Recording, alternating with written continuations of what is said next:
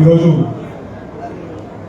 నెల్లూరు జిల్లాలోని తెలుగుదేశం పార్టీ కార్యాలయంలో ఏర్పాటు చేసిన బాలకృష్ణ గారి జన్మదిన వేడుకలకి పెద్ద ఎత్తున విచ్చేసిన బాలకృష్ణ గారి అభిమానులకు, నందమూరి అభిమానులకు, అలానే తెలుగుదేశం పార్టీ నాయకులకు, కార్యకర్తలకు, అలానే ఈ సభకి ముఖ్య అతిథిగా విచ్చేసిన మంత్రివర్యులు రామనారాయణ రెడ్డి గారికి, అలానే ఇతర పెద్దలకి, అలానే ఇంత మంచి కార్యక్రమాన్ని ఇక్కడ ఏర్పాటు చేసిన ఎన్బీకే సేవా సమితి ప్రెసిడెంట్ అయిన కోటమిరెడ్డి శ్రీనివాస్ రెడ్డి గారికి, అలానే సభాధ్యక్ష వహిస్తున్న చేజల వెంకటేశ్వర రెడ్డి గారికి, అందరూ కూడా హృదయపూర్వకంగా నన్ను ఆహ్వానించినందుకు, ఈ రోజు నా ఇక్కడ మాట్లాడే అవకాశం ఇచ్చినందుకు హృదయపూర్వకంగా మీ అందరూ కూడా ధన్యవాదాలు తెలియజేస్తున్నాము.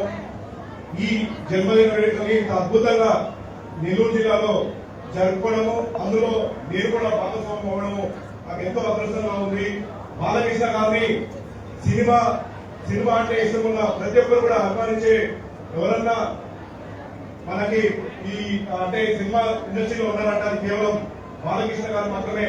ఆయన నందమూరి తారక రామారావు గారి వారసుడు, అంటే కేవలం సినీ చిత్రంలోనే వారసుడు కాదు, అలానే పొలిటికల్ లోనే కాదు, ఆయన సేవా తత్వాన్ని కూడా ముందుకు తీసుకెళ్తూ ఇవాళ యువతకి ఒక మార్గదర్శిగా, ఒక స్ఫూర్తిగా నిలుస్తున్న నందమూరి బాలకృష్ణ గారికి హృదయపూర్వకంగా నా తరఫున, మా కుటుంబం తరఫున, అందరి తరఫున హృదయపూర్వకంగా ఆయనకి జన్మదిన శుభాకాంక్షలు తెలియజేస్తున్నాము.